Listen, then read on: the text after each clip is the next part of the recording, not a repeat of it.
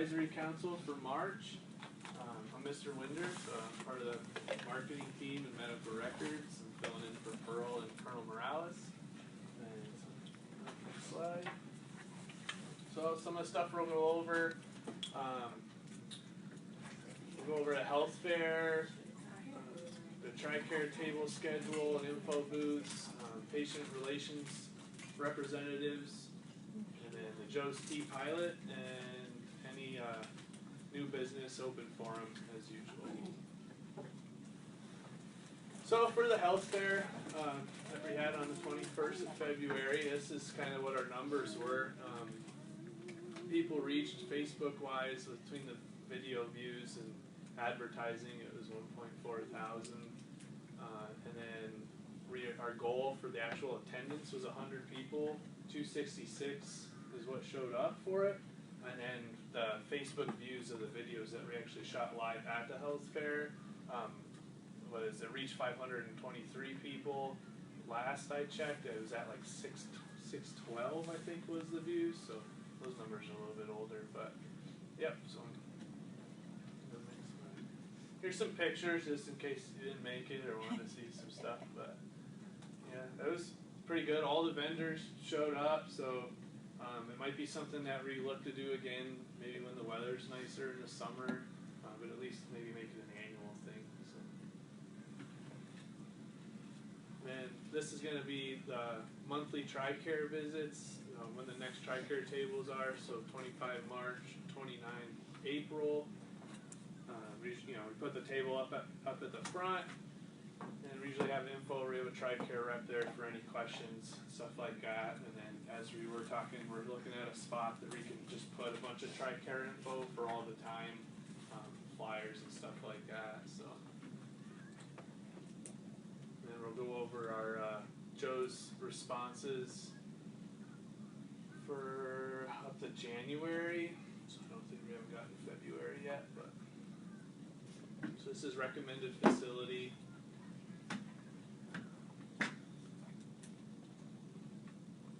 Next slide. Courtesy and respectfulness has gone up for the last 2 months, so that's good. Up to 89, which is probably the highest it's been in a year. Yeah.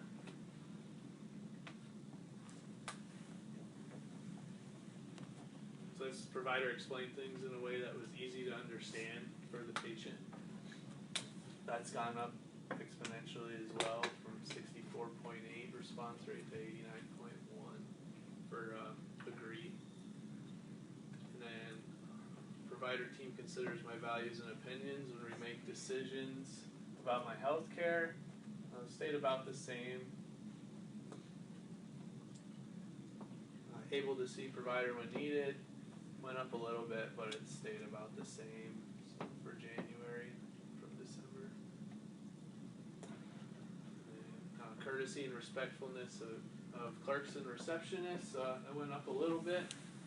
We're pretty much staying pretty level across the board. So. Helpfulness of clerks and receptionists stayed about the same, went down a little bit, but.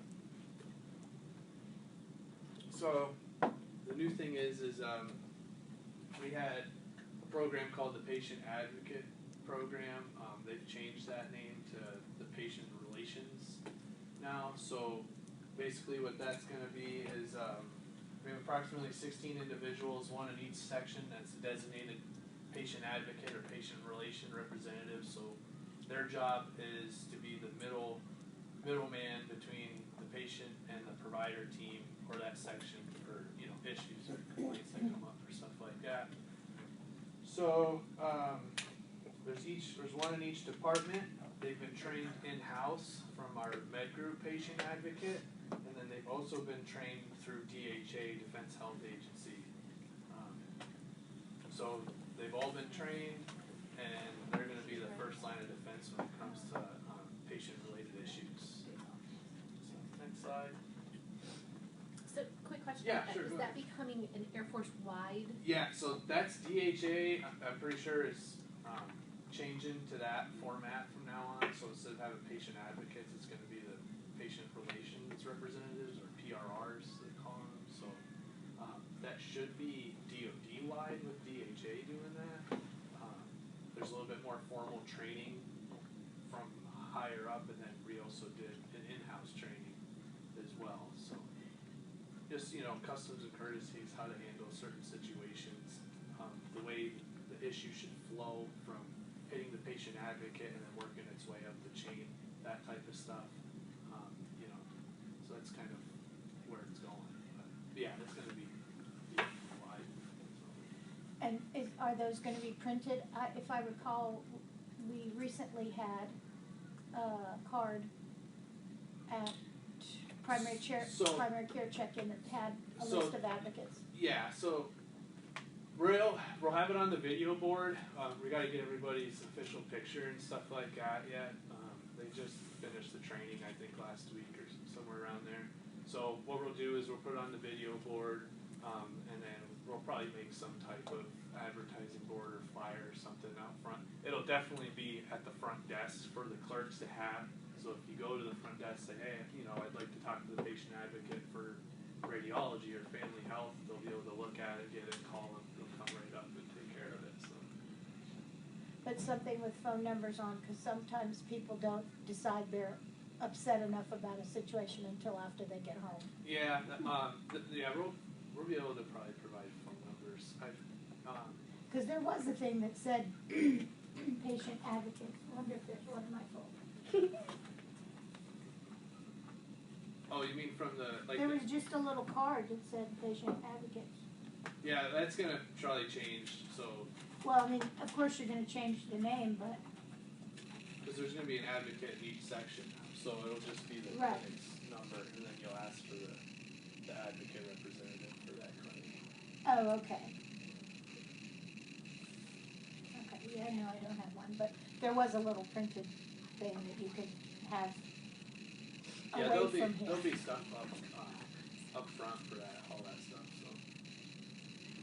So this is kind of how the complaint, like the resolution steps, is going to go with each one of those representatives. So kind of the steps that they'll take when they're dealing with a patient. So acknowledge the complaint as quickly as possible.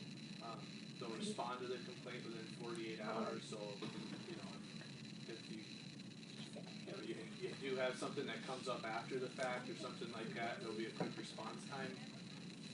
They'll investigate, so they're on your behalf, and they're also, your middle person between you and the clinic. So they're representing you as well as the other side, so they're not biased either way. They'll investigate with the subject matter and through the department to figure out, what the issue is. They'll respond in person, and it'll be either behind closed doors or via telephone call. It's kind of whatever that person's preference is. The patient's preferences, not the advocate. And then they'll follow up either when we create a solution to a problem that we've been seeing, or just for each case we'll follow up as well to make sure you guys are still doing all right, type of stuff. But any questions about the steps that they're going to take to go through all this? Next slide. So this is going to be how it's going to be funneled up. So you have your department PRR, your patient representative, then it'll go to that corresponding flight commander, then the group PRR, who's Lieutenant Guthrie, and then it'll go, if he can't take care of it, then it'll go up to Major Everson, SGH, and Lieutenant Guthrie. They'll sit down and hash it out. So we want to do it at the lowest level possibly, because when you're dealing with the actual clinic, you're more than likely dealing with the subject matter expert of that section right there. So this will be what each patient representative is going to have pretty much a newcomer's packet that's a little bit tailored to what they're going to be doing. And then each one of those packets is going to have this form right here. What this form will do, someone comes in with a patient related issue, they'll give them the packet with all of our info, education-wise, and then they'll pull out this form, and this is what they're going to fill out to document everything. So, just a different, and then after we get a couple and we get stuff up and running, we're going to track everything. So we can track common issues so that we can fix it. We'll track which department departments are having the most complaints or issues, that type of stuff, so. And so what if people fill out the ICE form? Because while ICE isn't directly for Medgar, we've been told that it kind of funnels down to the correct person from there. Yeah, so the ICE forms, from my understanding with Lieutenant Guthrie, is he is gonna funnel them down. We'll document them as we get them in, and then we will take them and give them to the appropriate clinic.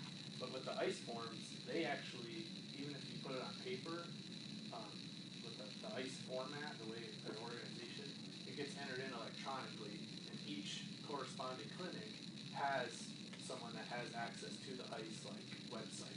So more than likely, I don't know if we've got that far yet, but that patient representative is gonna be that person, is also gonna be the ICE person. So, and then if we see something that we think is a patient-related issue or something like that needs to be one of those representatives, then we'll leave it to them.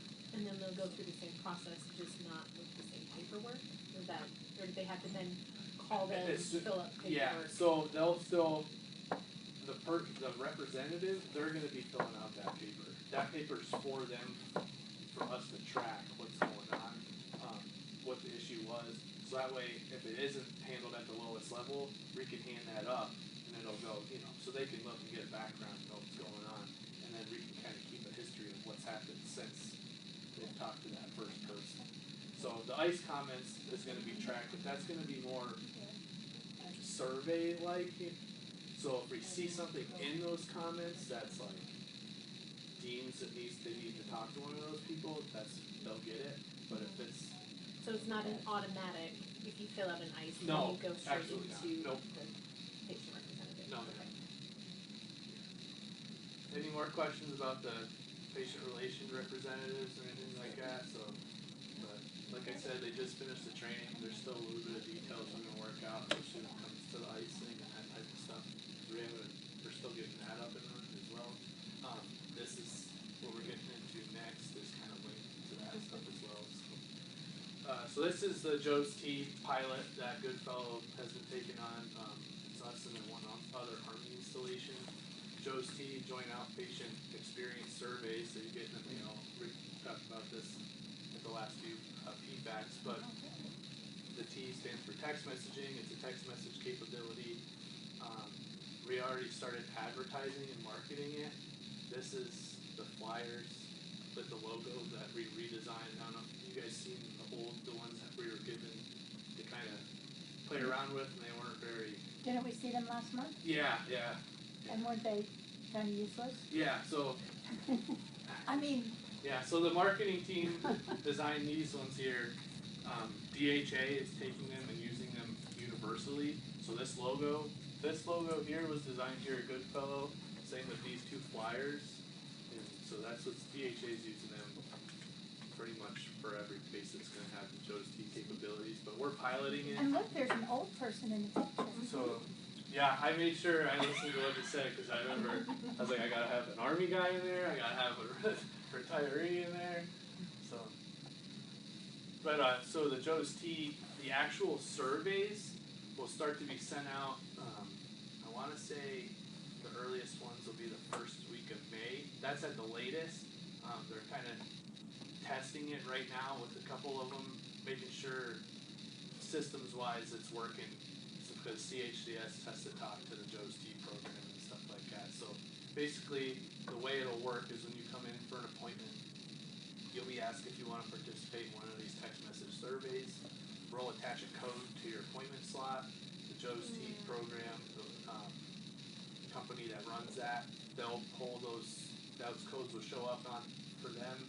And once the doctor closes out of that appointment, then it'll push the code and it'll send the survey to the patient via their text. So.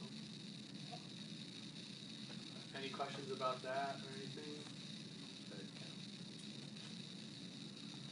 Alright, so now we'll open up to the open forum.